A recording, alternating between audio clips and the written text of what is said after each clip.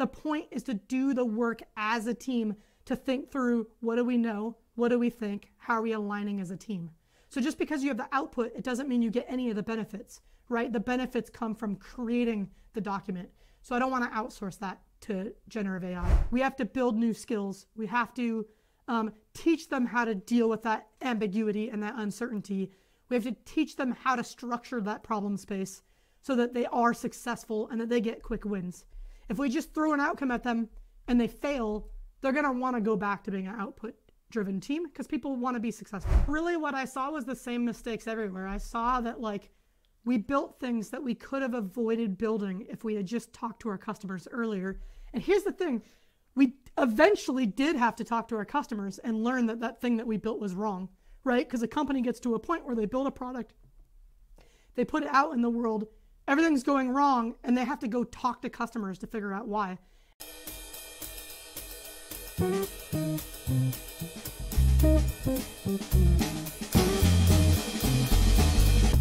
Welcome to the Product Weekend podcast with Brito, Moita, and Tojal.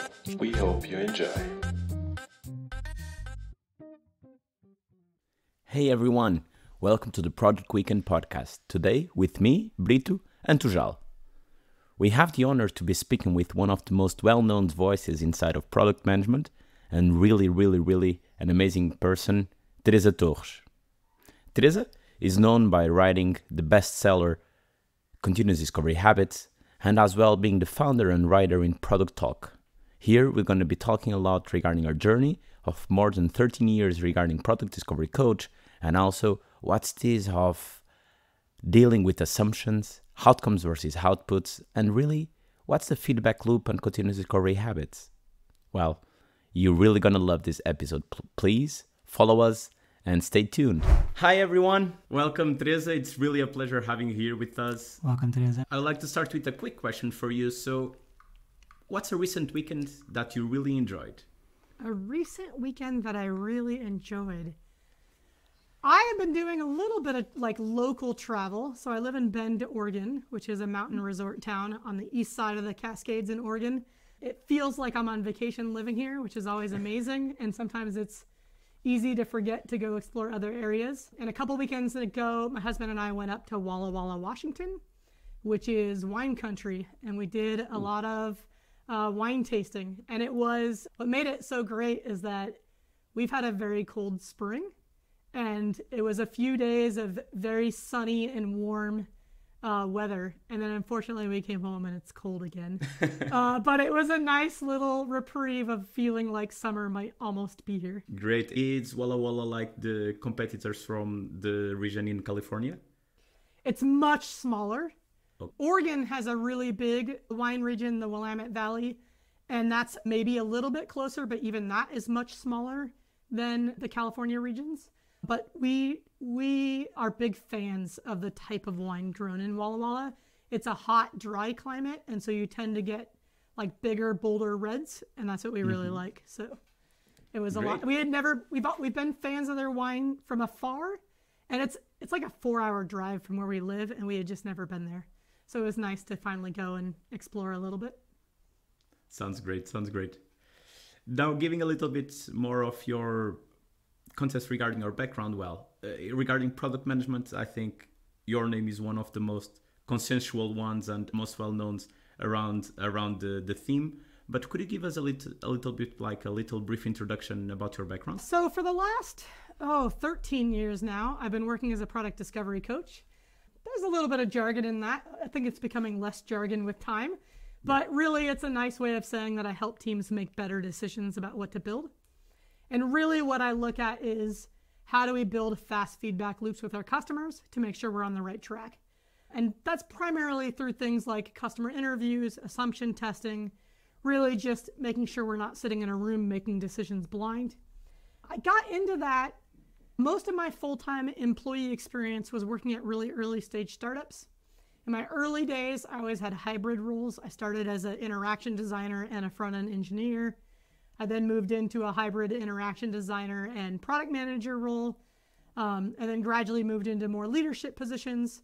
I ran a couple different product and design teams, I became a CEO startup during the '08 economic downturn through a really bizarre turn of events, which was a huge challenge, and I learned a ton.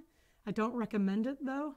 And really what I saw across all of those positions is a lot of companies get off track because they're building based on what they think is right, and they're not building in these feedback loops to figure out what actually is right or what actually is better.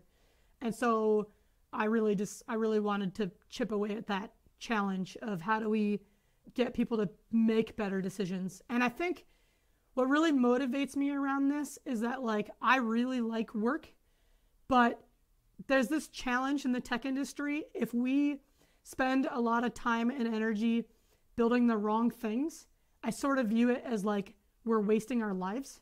And so there's this like bigger driver for me of like, how do we make, and I felt this especially as a startup CEO, I felt responsible for like all of my employees and how they were spending their time. And if we're all spending our time building the wrong thing, then like there's the opportunity cost of what we could have been doing instead. So a lot of what drives this work for me is how do we not waste the limited hours we have in our life and create better things for people. That's interesting. So basically trying to hit the nail in the head most of the times. Yeah, or just, honestly, this stuff is hard. So even if you do really good discovery, you may not always hit the nail on the head, but can we increase our hit rate? That's true. Diving a little bit more into our first main topic, and exactly with what you just said, why do you think companies still lack nowadays to prioritize discovery? I'll not say all the companies, but we still see a lot of companies lacking discovery. Why do you think this happens? I mean, history is not on our side, is the short answer of it, right? Like, we historically in business, I think understanding the history of business and how like companies have evolved to differentiate from their competitors helps put some context to this. So I think like at the early part of the 1900s, a lot of companies competed. Like we saw the rise of the assembly line. We saw Taylorism. So Frederick Taylor brought the stopwatch into the organization and really focused on efficiency. And so there were a few decades in the first half of the 1900s that the way that you differentiated yourself from competitors was you were more efficient. You can imagine what happened. Everybody got pretty good at efficiency, and that was no longer a good way to differentiate from competitors. And that introduced sort of this era, the strategy era. So in the 1950s and the 1960s, we get Michael Porter and Peter Drucker, and we're getting a lot more people writing about differentiating through management and differentiating through strategic decisions. But the thing is, during that era, most of strategy was centered around things like distribution.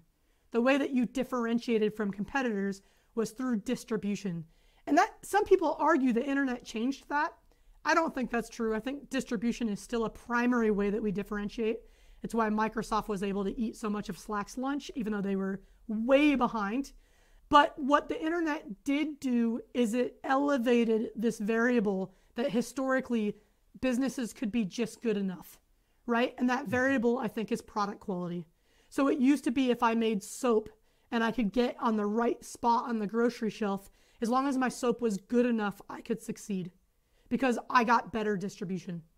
Whereas I think what we're seeing on the internet is that it elevated product quality to the point where some companies can steal market share by just being better at product. As the internet matures, what we're seeing is we're starting to swing back to, I think, where we were in the 50s and 60s, where product quality isn't enough, right? Because now companies are learning lock-in, like how to make it hard for you to switch. We're seeing giant monopolies in the internet industry sort of make it really hard to use other products. But I don't think we can ignore the fact that product quality did get elevated. And I don't think it's going to return to where it was in the past. I don't think it's enough to be good enough. We need both. We need good distribution. We need good product quality. We need good differentiation across the board. And so why aren't more companies recognizing that? Well, because a lot of our company leaders are steeped in that history where product quality was not the most important variable. And I would argue even today, product quality may not be the most important variable in the end. But in the beginning, it certainly is one of the most important variables. And we're getting to the point where we have some companies that are now winning on multiple dimensions. They're focusing on product quality and distribution and all these other ways to differentiate. And I would hope, I can't say this for truth because time will tell, but I would hope that companies that invest in both do better than companies that just invest in one.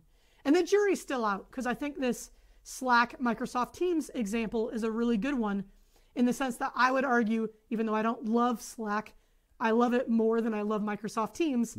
It's a current day example of like product quality isn't what won. And that's a little bit heartbreaking.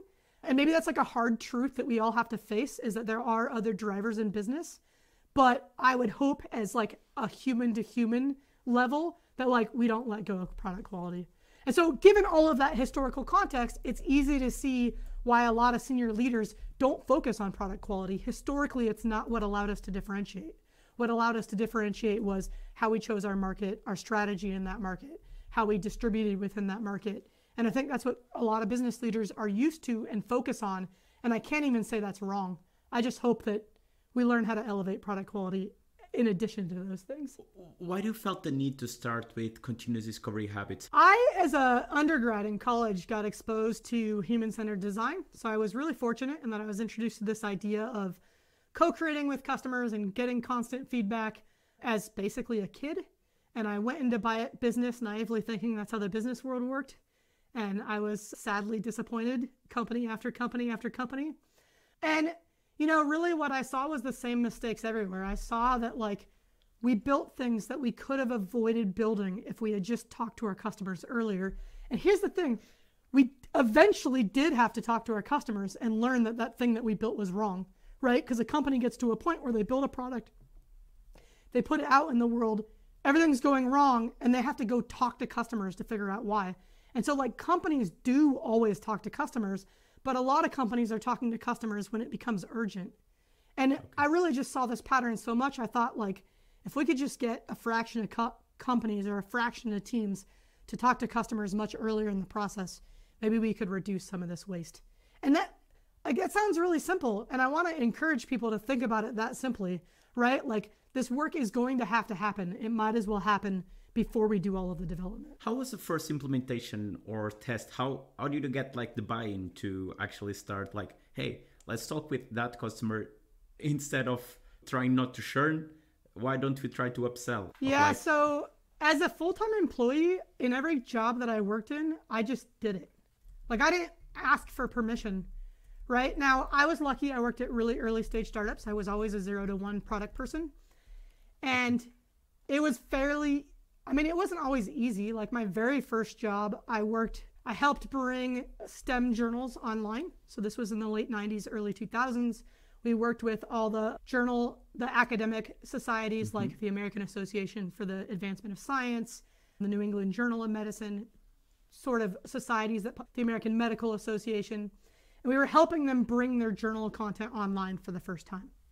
So I worked at an organization where like I didn't have customers in my personal network. I didn't know anybody that worked at those journals. I couldn't just like go talk to friends and family. DM them. So that it wasn't necessarily easy for me to get access to those customers, but I think because I had been trained that way as an undergrad, I went in naively thinking like, this is my job. This is what I'm supposed to do.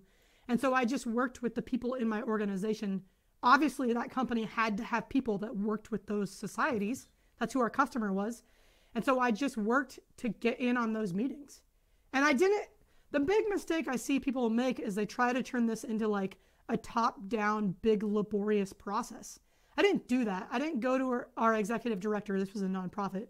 I didn't go to our executive director and say, hey, we got to change everything.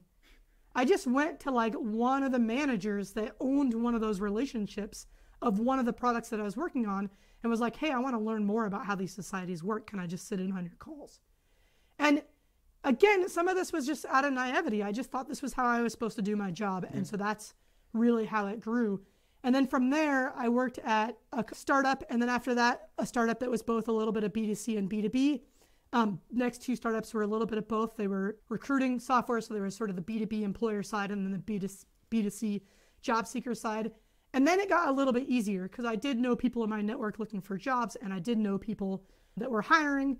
But even so, I still used the company channels of like, I can't build a product without knowing who my customer is. So I just need to find a way to do that. And I think what happens, especially in larger organizations, we're kind of waiting for permission. We're waiting to be told we're allowed to do this. And we sort of give up our agency, recognizing that like we really can just do this.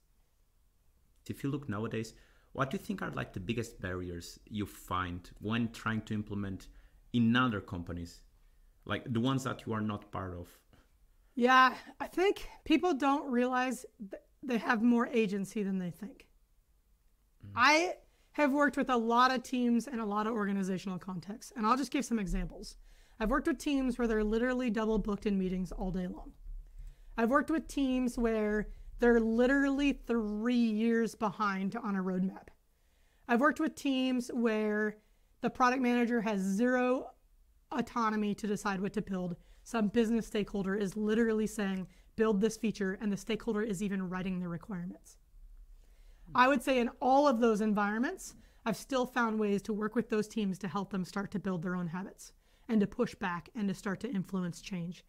Now, this is a little bit of a dicey topic because I'm not trying to suggest that as an individual contributor, you're responsible for changing your organization. I don't think that's true. I think as an individual contributor, you're responsible for changing the way that you individually work. And I think regardless of your organizational context, you can start to work this way. Is everything going to work perfectly? Are you going to work outcome-driven top-down? No, because your company might not even know what outcomes are. But you can still talk to customers. You can still build in feedback loops. You can still interview. You can still assumption test. You can still individually do the work to understand the outcomes that your company do care about. They're just implied and not explicit. And so I imagine a world where every individual contributor on the planet just chose to do that. And I think if that happened, our organizations would change really fast. So I like to encourage individual contributors to own the agency they actually have. And I think we could make a lot more progress if we did that. And if we keep waiting for our senior leaders to drive the change, it's not going to happen. Because our senior leaders are in the position they're in because what they've done in the past has worked for them. They don't have a motivation to change. Whereas I think all the individual contributors that are hungry to work this way have a motivation to change. Just a follow up on this. Do you think this is also regarding like psychological safety that sometimes may lack in companies, or it's something away from that? Psychological safety is usually an element that happens at a team level. I suppose there is psychological safety between like you and your boss that also can play a role.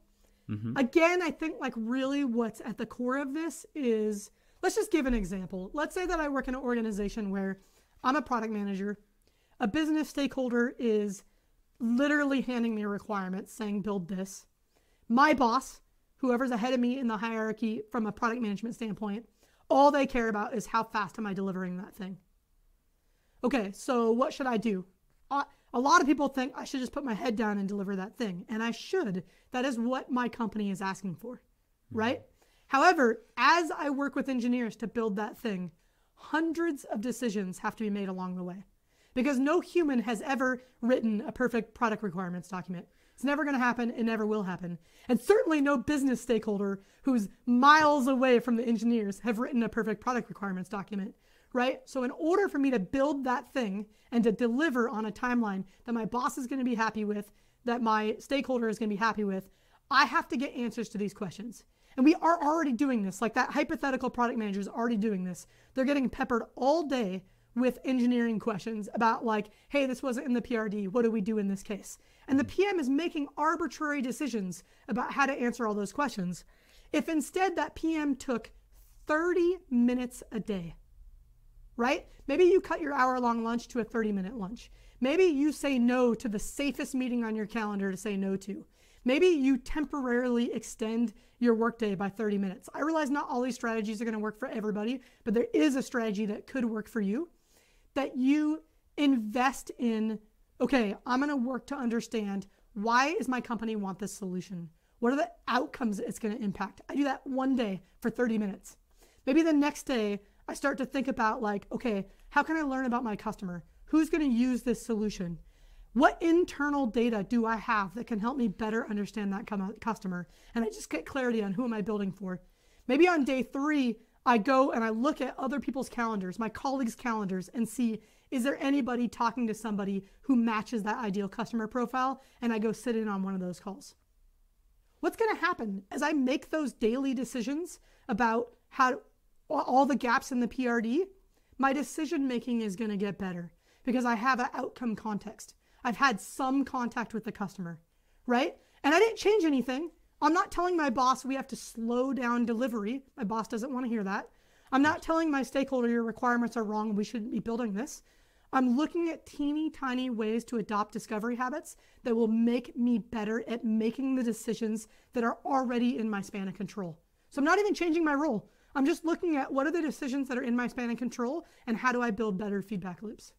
Exactly, and you're already kind of going on the direction of the next question, because that's one thing that you often emphasize, right? You need to have discovery and delivery happening in parallel. So I don't know if you can go deeper on that. How can teams really balance that? You already gave us a few ideas, but really to think through this process, how should teams do it? Yeah, I think the reality, like a lot of us got introduced to discovery-like activities through project-based research, right? We interview a bunch of customers at once. We create a research deck. Hopefully we reference that throughout the project. Most of the time we don't, right? Most people don't think like, oh, I'm being asked a specific question. I should go look at what I learned from my research. And I think this is why continuous is so important. When that question comes in, I want to think about how can I get a fast feedback from customers on this. And it doesn't mean I'm going to go ask customers what to do. It means I'm going to think about what would I need to know about my customers to make a better decision about this? And then how do I quickly go learn that? And so I think we don't even have to change like the higher order pieces of discovery. So what do I mean by higher order? Like what outcomes should we go after? What opportunities should I solve? Like if I'm working in a feature factory and nobody in my organization knows anything about continuous discovery, I'm going to ignore that whole part of the discovery habits. And I'm just going to start in my span of control. I make decisions every day. Every single knowledge worker is making decisions every day, right? So I might look at like, okay, right now I'm managing a backlog and I'm answering engineering questions. That's what's in my span of control. So as my engineers build, I'm going to start to think about how can I be in a better position to answer those questions and to answer them with some customer feedback along the way. And then as I get good at that, what's going to happen? The things that we build are going to be more effective. And the things that we build as they become more effective, what happens? Your boss starts to think like, oh, you're pretty good at this. I'm going to put you on bigger projects. And what happens on bigger projects? The PRD has even more holes. And if we repeat the process, we get a little bit more influence. And then you start to get known for, oh, Teresa's good at this. Let's bring Teresa in when the stakeholder's talking through their needs, right? And so the reason why people don't think this way is our brains tell us the right way to change is wholesale change. Rip it all apart and change everything. But we know from practice that's not how we actually change, right? We rip everything apart, we try it, it fails, and we give up and we go back to the old way of working. Whereas if instead we take teeny tiny steps in the right direction, those steps compound over time. And we are surprised by how much progress we make in a short period of time because each step seemed teeny tiny, but because they're compounding week over week, we actually see a big impact. Yeah, I think, and not trying to steal the floor from Tojal in the release notes, but I think what we can have here regarding like kind of a summary is like acting local to change global. The thing, so acting local in what we can actually leverage, and then with time and with that impact, people will notice that something is changing over that department. Yeah. Hey, just a quick note. Please leave us a rate on your favorite stream platform and share this episode with your friends. Now, let's get back into it. Going a little bit into assumptions and actually how we should try to deal with them. One of the biggest questions when we are talking about assumptions is really how can we deal with the assumption from the highest person in the room about the vision from our product when we know, and also a little bit with help from data, that is not the correct one. So what's happening when let's say a stakeholder brings you a solution, you intuitively look at it and say that won't work. So what we have to deconstruct is what's happening in your brain to help you draw that conclusion. And what most people do is they just verbalize that won't work. And that's never effective. And of course it's not effective because you have less power in the organization than the person who brought you the solution. So they're not going to be receptive to that won't work. They think they're smarter than you or know more than you do, however you want to phrase that. They have more experience than you. They've been in their role longer than you. That's why they're more senior to you in the organization. And they're not going to be receptive to that won't work. But if we deconstruct what just happened in your brain, you're relying on your years of experience of building solutions to intuitively look at why that won't work. So what we need to do is we need to work with that stakeholder and make that intuition explicit. And more importantly, we want to, instead of telling our stakeholder that won't work, we want to bring them through an activity that helps them see themselves that their idea won't work. And I really like story mapping for this. When somebody brings me an idea, I'm not going to say that won't work. I might say, let me make sure I understand your idea. Let's story map it together. If you're not familiar with story mapping, it's a really easy way to think about it is it's just a user journey through a solution, right? So what's our customer doing as they engage with our solution? A lot of teams use it for release planning. I like to use it to uncover assumptions. And so if a stakeholder comes to me with a potential solution, I'm going to sit down with them and say, okay, let's story map this together. And here's what happens. Forget about assumptions. We're not even there yet. We're just trying to story map a solution. Probably 50% of the time when we story map the solution, we realize, oh, this is way more complicated than I thought. Because like, what's the worst phrase we hear from stakeholders? Oh, how hard can it be? Can you just build this? Right? Do I have it in 1 week? Yeah. So then we story map it together and they start to see, oh, it's not as simple as I thought. Because here's what happens. It's really easy to have a half-baked idea, right? I see a competitor does something, we should do that. Yeah. What I'm not thinking through is that like our underlying data model doesn't support that. Our customer's a little bit different. We don't have the necessary requirements to support something like that. So now when we sit down to story map it and we're doing it together, I'm not doing it and saying, here's why it won't work.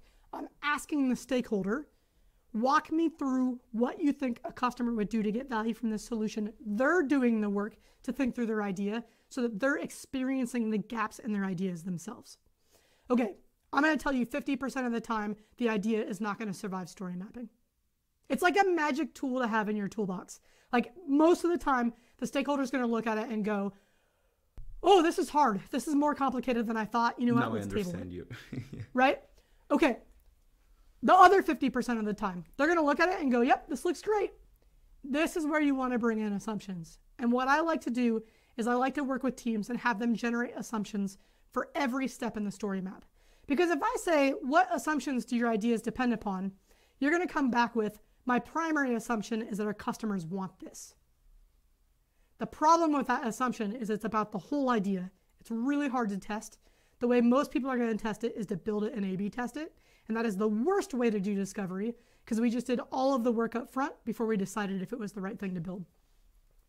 So I like to tie assumptions to a specific step in the story map. Every step in the story map represents something a customer needs to be willing to do. That's a desirability assumption. They need to be able to do it. That's a whole set of usability assumptions. And we literally can go step by step and generate all those assumptions. And the reason why I want to do that with my stakeholder is I want them to think through where might there be risk in this idea. Okay. So then together we're generating assumptions and then we can visually look at it together and say, do you think there's any risk in any of these assumptions? And usually that's going to capture like another 30%. Right? And maybe 10% of the time it's genuinely a good idea. And what just happened? Story mapping and assumption testing just convinced you that it actually could work. And maybe the other 10% of the time, it could be a good idea, but there is some risk and you got to work together to identify what needs to be tested. But now we're collaborating. We're not combative. We're not saying your idea won't work. We're actually working together to look at how might this work. Okay, and would you deal with the assumptions? So because there's assumptions when we're still trying to get the product off the ground, so try to begin a product, and then there's also assumptions when you're building something for a while, and you're kind of building on top of something you learned throughout the way. So do you think you deal with both the same way? Because on the first one, maybe you're dealing with a founder that has this a magic idea, and on the other side, you have other PMs that have been working on it for a while. Yeah, so there's sort of a difference between new idea testing, like which of these ideas should we build, and then delivery assumption testing. It's really a continuum of the same activity, right? So when I'm evaluating a solution, I should be testing feasibility assumptions. Why I'm assuming this will be easy to build, what might be hard, and I can do some engineering prototyping before I decide to build it to test those things. No matter how much assumption testing I do during the concept phase, as I start building, I might encounter some surprises. And that's where I still like to say, okay, hold on, we ran into a roadblock. This has the potential to blow up the scope of delivery. Before we continue, let's do a quick and dirty engineering prototype to test the feasibility of this and make sure we have a handle on how it's going to impact the delivery and make sure that we're still willing to build it this way. And a lot of teams don't do that, right? Because of some cost fallacy, and because of escalation of commitment, a couple of biases that come into play where we overvalue work that's already been done. But it really can help us with, if you knew at the beginning it was going to take 4 months instead of 1 month, would you have chosen to do it? And so it's these moments in time where we want to take a step back and say, okay, hold on. We decided we wanted to do this because it was only going to take 1 month. We now have some new data that suggests it's going to be 4 months. We're 2 weeks in. Does it make sense to keep going? Question that now that we're talking a lot about assumptions here, how do you think and how do you see that generative AI actually will and it's impacting the discovery process? This is a really big question, and honestly, it's changing every day, so it's a hard one to answer. I'm actually in the process of writing a blog post about this right now, and I'm starting to develop maybe a rubric for how to think about how to use AI in this process. What I don't like is when we use generative AI to replace interacting with humans. So there is an AI company that is creating synthetic users, and they're saying we've solved the recruitment problem, interview a synthetic user. Okay, why don't I like that? Why do we interview customers? We're interviewing customers to build empathy. We're interviewing customers to differentiate ourselves from our competitors, right? If we can better understand our customers from our competitors, we can build differentiated products. We're trying to uncover variation in human experience. So we're talking to lots of humans so that we can understand the difference in their variation. What happens when we interview synthetic users? We're not really building empathy, I would argue. I think we build empathy when we interact with people face to face. It doesn't have to be in person, but it does need to be real time. We're not really finding differentiators because every single one of our competitors can also interview synthetic users. And we're not really uncovering variation in customer behavior because it's all synthetic. We don't know if any actual human does that behavior. We just are realizing that a generative AI is making up humans that do that behavior. So I think that use case is very problematic. And I even think that use case will be problematic over the test of time. I realize I should not predict the future, but that's one where I probably will always have concerns. There's another so don't let generative AI replace talking to humans. I think my second rule of thumb that I'm starting to develop is we have thinking tools, and some people realize they're not make the mistake of not thinking of them as thinking tools. They're thinking about them as the point is to have the document, not to create the document. So I'm going to give you an example of this. I advocate for creating an interview snapshot after every interview, and I also advocate for creating opportunity solution trees. There are now AI companies that will take in an interview transcript and create an interview snapshot for you, and there are AI companies that will take all of your interview data and automatically create an opportunity solution tree for you. I don't like either of these use cases, and that's because the point of having an opportunity solution tree is not to produce the document. The point is to do the work as a team to think through what do we know, what do we think, how are we aligning as a team. So just because you have the output, it doesn't mean you get any of the benefits, right? The benefits come from creating the document. So I don't want to outsource that to generative AI. Generative AI can help with some of these tasks though. So the sort of third rule, so my second rule is don't use generative AI to do the thinking for you, right? We still want to be humans that think and synthesize. My third rule that I'm sort of centering around is we can use generative AI like they're a member on our team. So let me talk through that a little bit.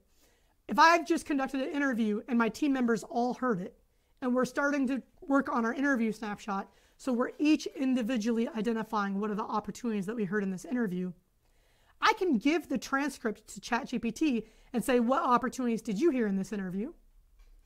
But what I don't want to do is do that exclusively. I still want everybody on my team to also identify opportunities, because the value of doing this as a team is we all have different knowledge, experience, and abilities, and we're all going to hear different things in that interview. Well, it turns out generative AI might hear different things in that interview too. So I want to use it as a teammate, but I don't want to use it to do the work. And I think that's true with processing interviews, story mapping, identifying assumptions, brainstorming. Like, I think it's really great to use generative AI as a team member, but I still want all the people on my team to do the work. Now, there is a fourth area that I think generative AI can be really powerful, and I feel very comfortable using it this way. And that is, a lot of companies have really large data sets that are hard for humans to synthesize. So our whole knowledge base of support tickets are, if we're using something like Gong to record all our sales calls, if we have opportunities with sales notes in Salesforce, even our behavioral analytics. For a lot of humans, it's hard to look at these large data sets and look for trends, to look for sentiment analysis. I think it's perfectly fine to use AI to kind of help make sense of that on the large scale. But I don't want it to replace the individual scale of, like, what do I think of all of this? So I subscribe to the model of I want AI to augment what I do. I don't want it to replace what I do. Yeah, it's, as you said, another team member that help us also validating the ideas we are developing. Yeah, so like if we're trying to generate the assumptions that our ideas depend upon, I think it's great to ask ChatGPT. What I don't like about having ChatGPT just do it is today, and again, this is probably going to change with time. Today, ChatGPT is not specific enough. ChatGPT generates really high-level things. Now, I've been experimenting with this. I'm trying to create custom GPTs that I train to get more specific and to tie it to specific steps in the story map. And it is possible with a lot of effort to make it better at these things.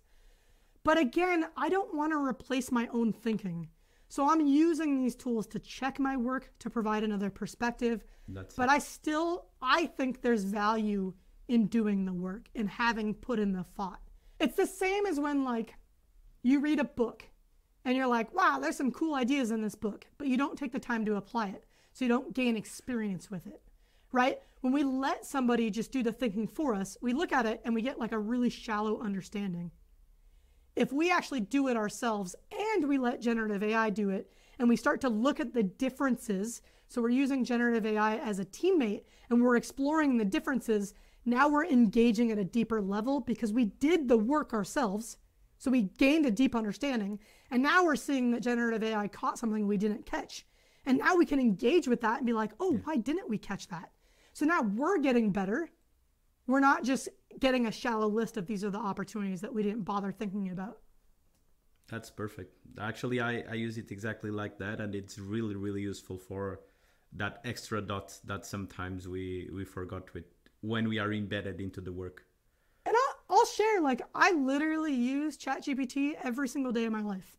Like, I'm not skeptical of the technology. I'm blown away by how fast it is getting better. I still am wary of, I don't want it to think for me. I think it can think with me, but I don't want to give up my responsibility to put in the work. Yeah, totally on the same page. Let's get into our next topic here. So a little bit of a conflict regarding outcomes versus outputs. Well, let's dive a little bit here. How does an outcome-focused approach affect the overall culture of a product organization, in your opinion? I think there's a couple of things. I think, first of all, when we shift from outputs to outcomes, we're recognizing that the world is uncertain and ambiguous and that we can't predict the future. And I think that's really important because I think our brains want certainty, and we create plans to to create that certainty.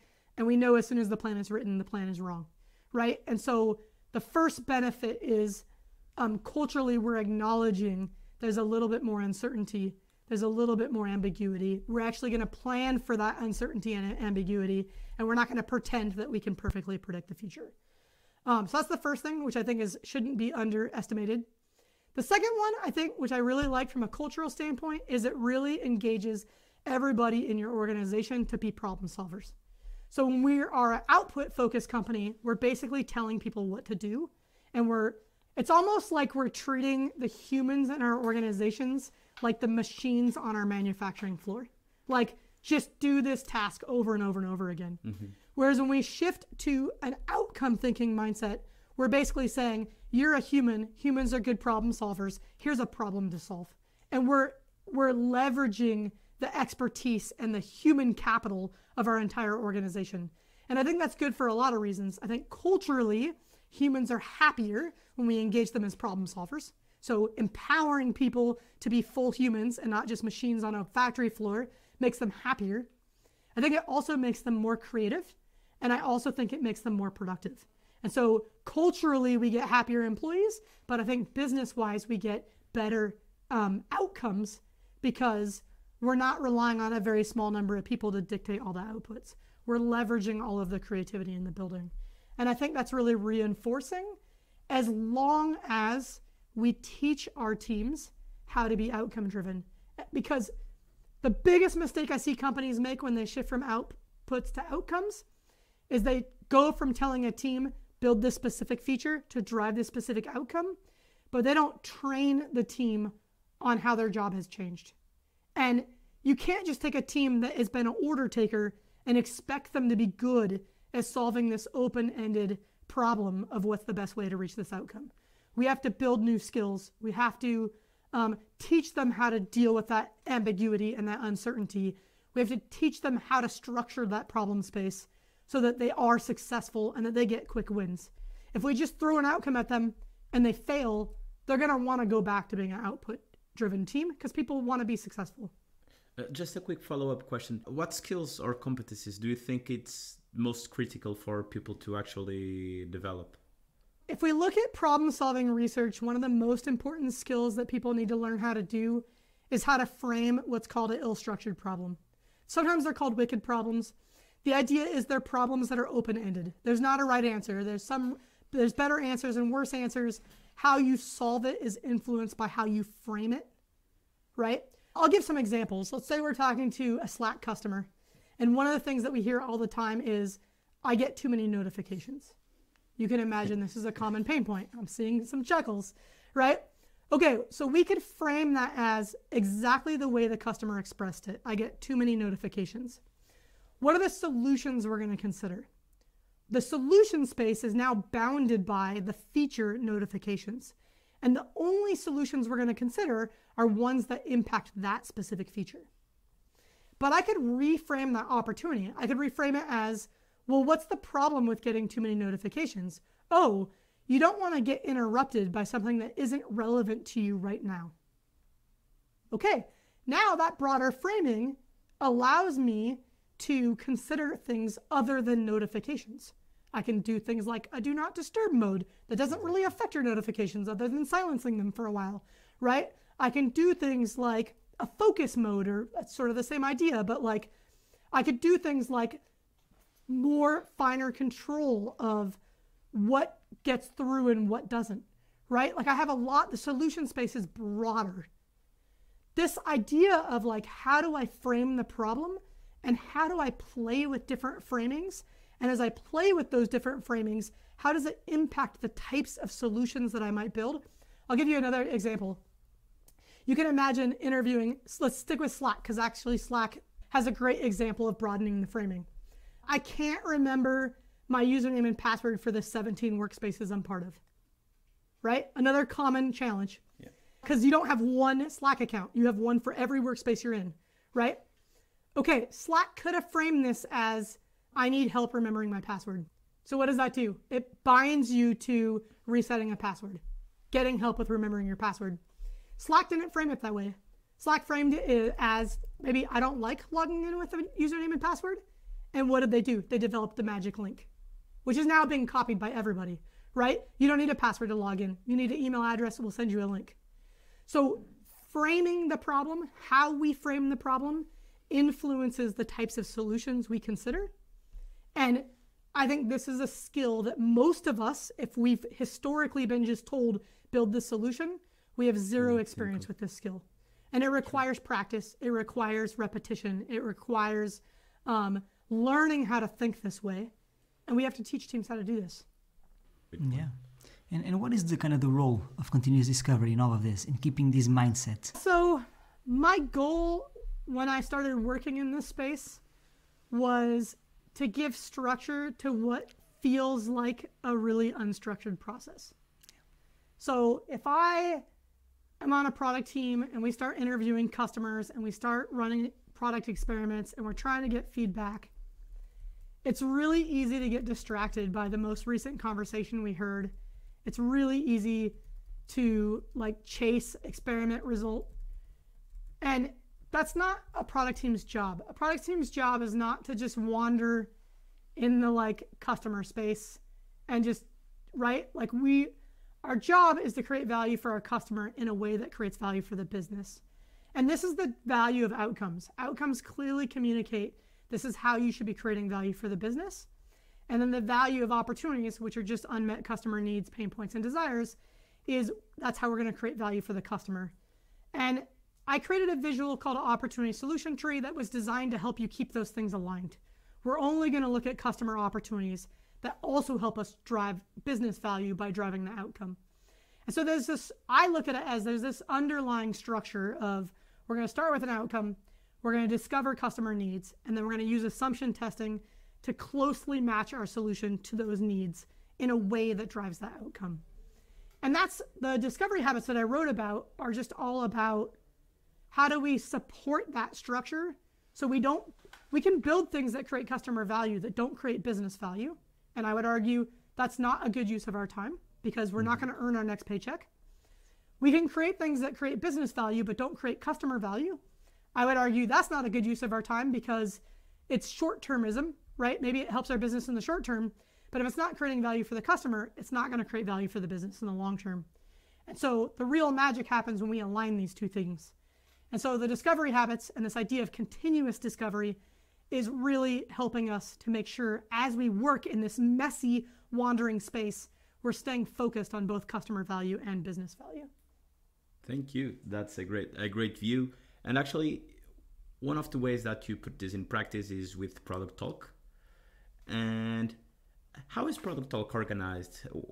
If you could say, who is the main persona for Product Talk? Yeah, so I blog at producttalk.org. I've been doing that since 2011, which seems crazy now. I have two personas. So one is I write for individual contributors who work on cross-functional product teams. So that's typically product managers, designers, software engineers. Ideally, I want them collaborating on deciding what to build. And so I'm writing to show how that can work. How do we collaborate as a team? How do we make good decisions? How do we build fast feedback loops? How do we adopt the discovery habits? What does that look like in practice? So that's one sort of persona that I write for. The other is for product leaders. So a lot of product executives, our chief product officers, our VPs of product, they grew up in a project world. They've never actually worked in a continuous world. And over the course of their career, the world changed around them. And so there's two problems with that. One is they need to become aware that the world around them has changed. And then two, they need a way to learn the skills to then coach their teams to work in this new way. And so that's the second persona I write for, is just how to show that the world has changed and show it in a way that makes it easy for those leaders to then drive that change within their organization. And what are the next chapters for Product Talk? That's a really good question. Right now I run a cohort-based course business. So I mentioned when teams switch from an output focus to an outcome focus, teams need to learn new skills to work this way. So I started in 2013 coaching teams. So I operated under a coaching model where I would work with a cross-functional team week over week for 12 weeks in a row. The challenge with the coaching model, and I actually think this is really important right now because SVPG and Marty Kagan are advocating for coaches. I do think coaches play a role. The challenge with coaching, where you have one person working with a team in depth, that's obviously high value, it doesn't scale very well. If you have 100 product teams, you're going to need a dozen coaches. And we're just not at a place in the world where we have a dozen coaches. That's also not very affordable, right? So it's not the best way to change. So I gradually shifted from just coaching to also offering courses. And what helped me feel comfortable making this switch is that I started to test my course content with my coaching team. So I started to move my coaching to a flipped classroom model where they went through content on their own, they tried to do it, and then they came to a coaching session. And what I found was the curriculum got strong enough that they were able to do the work on their own. What we used coaching for was how to overcome unique organizational hurdles, not skill building. So the way that I think about this now is that if you're looking to train your teams, you want to use courses, good courses, to build skill. And then you want to use coaching to overcome weird, unique obstacles that your organization faces. And so we offer both courses and coaching, but we require courses before coaching because we don't want to use high value coaching to teach you skills that you could learn in a much lower cost course. So then if we take that foundation and say what's next, right now all of our courses are cohort based, which means live instruction, students attend real time. A huge part of our learning philosophy is we learn by doing. So we do hands-on case studies. I love this model. I feel like our courses are very effective. We get really strong student feedback. I hear every day from people that say they're now working this way in their day-to-day work, and that's amazing. But the next hurdle I want to tackle is I also hear from people that say, I really want to take your courses, but I live in Australia and 9 a.m. Pacific doesn't work for me. I'm starting to look at what does it look like to offer self-paced courses without losing the benefit of learning by doing. So a lot of self-paced courses are like information edutainment products. You just watch a bunch of videos, and a lot of it is like what I call company porn. Like I want to learn what Google did, and then I'm going to copy Google. But I don't think we learn that way, right? Because you can't copy Google. Your organizational context is different and unique. So it's not about what did Google do. It's about what are the underlying skills that you need to develop so that you can adapt those methods in your own organizational context. So what I'm working on is how can we create self-paced courses so that globally, we have students from 102 countries, but a lot of them join us late in their night or early in the morning because time zones are problematic. Yeah. So like the problem I'm trying to solve is what's the self-paced version that doesn't lose the value of practice and learning by doing? Maybe Coursera or edX, some of the courses they have there can have, I think it was Boston University actually that I took a course from there, and it was really good the way they made us interact also with the other colleagues. And actually we had to do stuff. It was not normal in those kind of courses, but that one was really a good one. Yeah, so what's interesting is when I first launched courses in 2017, my first course was our continuous interviewing course. And the way it worked, the way we supported people around the world, we didn't have instructor-led sessions. We had live sessions, but they were student-led. And we grouped students together based on their time zone. And then we gave them scaffolding for that. And for the continuous interviewing course, it will probably stay that way. Because interviewing, it's fairly easy to give you a structure that students can run on their own. Of course. For our other courses, it's a little bit harder because interviewing, the way our course works is you practice interviewing each other, right? So you're in a group of 4 students, one person interviews, the other person's being interviewed. The other 2 people observe and give feedback, and then we rotate roles. And it's fairly easy to teach you how to give effective feedback. People understand the rotation structure, and they can practice on their own and get better at it. When we look at things like opportunity mapping or identifying assumptions, these are complex skills that have component skills. And so one of the things that I'm looking at is I take inspiration from problem sets in college courses, or Duolingo does this exceptionally well, where they have question types of a variety to build skill in vocabulary or build skill in grammar. So I'm starting to look at what are those equivalents in the different discovery habits and those skills so that we can start to create practice spaces for people, even though they may not be coming to a live session. So it's basically the 5 minutes continuous discovery habits a day that keeps the outputs away. So let's go for the sprint questions then. So we have like 2 minutes for the sprint question. This is really the first thing that comes to your mind. Okay. So I'm terrible at this, but I'll do my best. One digital product you would struggle to live without. 1Password. 1Password. What's the most underrated skill in product management? Problem framing.